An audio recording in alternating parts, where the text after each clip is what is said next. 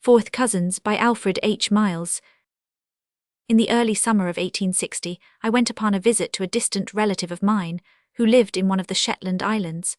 It was early summer with myself then. I was a medical student with life all before me, life and hope, and joy and sorrow as well. I went north with the intention of working hard, and took quite a small library with me. There was nothing in the shape of study I did not mean to do, and to drive at. Botany, the flora of the Ultima Thule, its fauna and geology too, to say nothing of chemistry and therapeutics, so much for good intentions, but, I may as well confess it as not, I never once opened my huge box of books during the 5 months I lived at R. And if I studied at all it was from the Book of Nature, which is open to every one who cares to con its pages. The steamboat landed me at Lerwick, and I completed my journey with my boxes, next day in an open boat. It was a very cold morning, with a grey, cold, choppy sea on, the spray from which dashed over the boat, wetting me thoroughly, and making me feel pinched, blear-eyed, and miserable. I even envied the seals I saw cosily asleep in dry, sandy caves, at the foot of the black and beetling rocks. How very fantastic those rocks were, but cheerless, so cheerless. Even the sea birds that circled around them seemed screaming a dirge. An opening in a wall of rock took us at length into a long, winding fjord or arm of the sea, with green bare fields on every side, and wild, weird-like sheep that gazed on us for a moment, then bleated and fled. Right at the end of this rock stood my friend's house, comfortable and solid-looking, but unsheltered by a single tree. "I shan't stay long here," I said to myself as I landed. An hour or two afterwards I had changed my mind entirely. I was seated in a charmingly and cosily furnished drawing-room upstairs. The windows looked out to and away across the broad Atlantic. How strange it was! For the loch that had led me to the front of the house, and the waters of which rippled up to the very lawn, was part of the German Ocean, and here at the back, and not a stone's throw distant, was the Atlantic. Its great, green, dark billows rolled up and broke into foam against the black breastwork of cliffs beneath us. The immense depth of its waves could be judged of by keeping the eye fixed upon the tall, steeple-like rocks, which shot up here and there through the water a little way out to sea. At one moment these would appear like lofty spires, and next they would be almost entirely swallowed up. Beside the fire in an easy chair sat my grey-haired old relation and host, and not far off his wife. Hospitable, warm-hearted, and genial both of them were. If marriages really are made in heaven, I could not help thinking theirs must have been, so much did they seem each other's counterpart. Presently Cousin Maggie entered, smiling to me as she did so. Her left hand lingered fondly for a moment on her father's grey locks, then she sat down unbidden to the piano. My own face was partially shaded by the window curtain, so that I could study that of my fair cousin as she played without appearing rude. Was she beautiful? That was the question I asked myself and was trying hard to answer. Every feature of her face was faultless, her mouth and ears were small, she had a wealth of rich, deep auburn hair, and eyes that seemed to have borrowed the noonday tints of a summer sea, so bright, so blue were they. But was she beautiful? I could not answer the question then.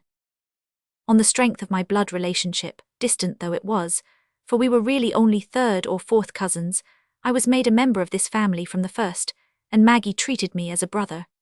I was not entirely pleased with the latter arrangement, because many days had not passed ere I concluded it would be a pleasant pastime for me to make love to Cousin Maggie. But weeks went by, and my love-making was still postponed. It became a sine-die kind of a probability. Maggie was constantly with me when out of doors, my companion in all my fishing and shooting trips, but she carried not only a rod but even a rifle herself. She could give me lessons in casting the fly, and did.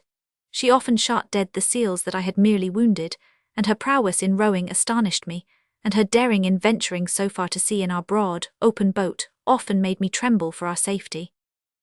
A frequent visitor for the first 2 months of my stay at R was a young and well-to-do farmer and fisher, who came in his boat from a neighbouring island, always accompanied by his sister, and they usually stayed a day or two. I was not long in perceiving that this Mr. Thorforth was very fond of my cousin. The state of her feelings towards him it was some time before I could fathom, but the revelation came at last, and quite unexpectedly. There was an old ruin some distance from the house, where one lovely moonlight night I happened to be seated alone. I was not long alone, however. From a window I could see my cousin and Thorforth coming towards the place, and thinking to surprise them, I drew back under the shadow of a portion of the wall. But I was not to be an actor in that scene, though it was one I shall never forget. I could not see his face, but hers, on which the moonbeams fell, was pained, half-frightened, impatient. He was telling her he loved her and asking her to love him in return. She stopped him at last. What she said need not be told. In a few moments he was gone, and she was standing where he left her, following him with pitying eyes as he walked hurriedly away. Next day Magnus Thorforth said goodbye and left. Even his sister looked sad. She must have known it all. I never saw them again. One day, about a month after this, Maggie and I were together in a cave close by the ocean, a favourite haunt of ours on hot forenoons. Our boat was drawn up close by. The day was bright and the sea calm, its tiny wavelets making drowsy, dreamy music on the yellow sands. She had been reading aloud, and I was gazing at her face. "I begin to think you are beautiful," I said. She looked down at me where I lay with those innocent eyes of hers, that always looked into mine as frankly as a child's would. "I'm not sure," I continued, "that I shan't commence making love to you, and perhaps I might marry you. What would you think of that?" "Love," she laughed as musically as a sea nymph.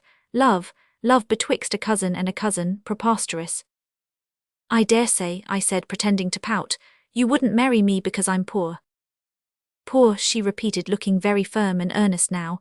"If the man I loved were poor, I'd carry a creel for him, I'd gather shells for his sake, but I don't love anybody and don't mean to. Come." So that was the beginning and end of my love-making for Cousin Maggie. And Maggie had said she never meant to love anyone. Well, we never can tell what may be in our immediate future. Hardly had we left the cave that day and put off from the shore, ere catspaws began to ruffle the water. They came in from the west, and before we had got halfway to the distant headland, a steady breeze was blowing. We had hoisted our sail, and were running before it with the speed of a gull on the wing. Once round the point, we had a beam wind till we entered the fjord, then we had to beat to windward all the way home, by which time it was blowing quite a gale. It went round more to the north about sunset, and then, for the first time, we noticed a yacht of small dimensions on the distant horizon. Her intention appeared to be that of rounding the island, and probably anchoring on the lee side of it. She was in an ugly position, however, and we all watched her anxiously till nightfall hid her from our view. I retired early, but sleep was out of the question, for the wind raged and howled around the house like wild wolves. About 12 o'clock the sound of a gun fell on my ears. I could not be mistaken, for the window rattled in sharp response. I sprang from my couch and began to dress, and immediately after my aged relative entered the room. He looked younger and taller than I had seen him, but very serious. "The yacht is on the bar," he said solemnly. They were words to me of fearful significance. The yacht, I knew, must soon break up, and nothing could save the crew. I quickly followed my relative into the back drawing-room, where Maggie was with her mother. We gazed out into the night, out and across the sea. At the same moment, out there on the terrible bar, a blue light sprang up, revealing the yacht and even its people on board. She was leaning well over to one side, her masts gone, and the spray dashing over her. "Come," cried Maggie, "there is no time to lose. We can guide their boat to the cave. Come, cousin." I felt dazed, thunderstruck. Was I to take active part in a forlorn hope? Was Maggie, how beautiful and daring she looked now, to assume the role of a modern Grace Darling? So it appeared. The events of that night come back to my memory, now as if they had happened but yesterday. It is a page in my past life that can never be obliterated. We pulled out of the fjord, Maggie and I, and up under lee of the island.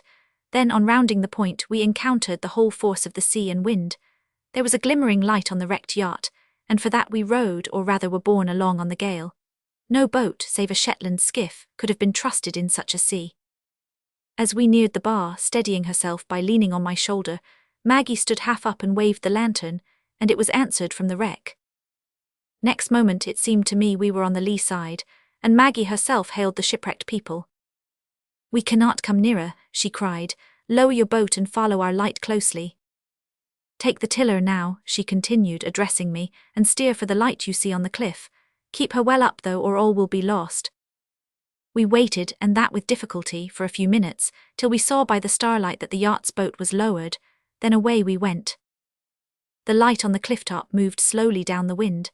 I kept the boat's head a point or two above it, and on she dashed. The rocks loomed black and high as we neared them, the waves breaking in terrible turmoil beneath. Suddenly, the light was lowered over the cliff down to the very water's edge.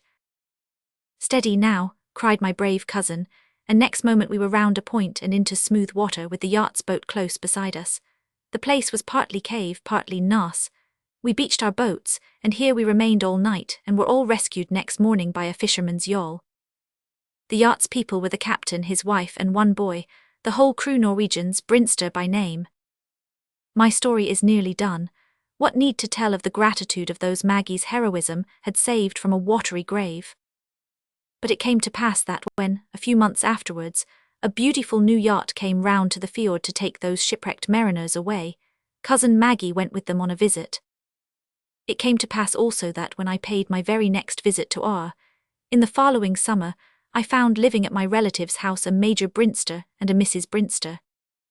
And Mrs. Brinster was my cousin Maggie, and Major Brinster was my cousin Maggie's fate.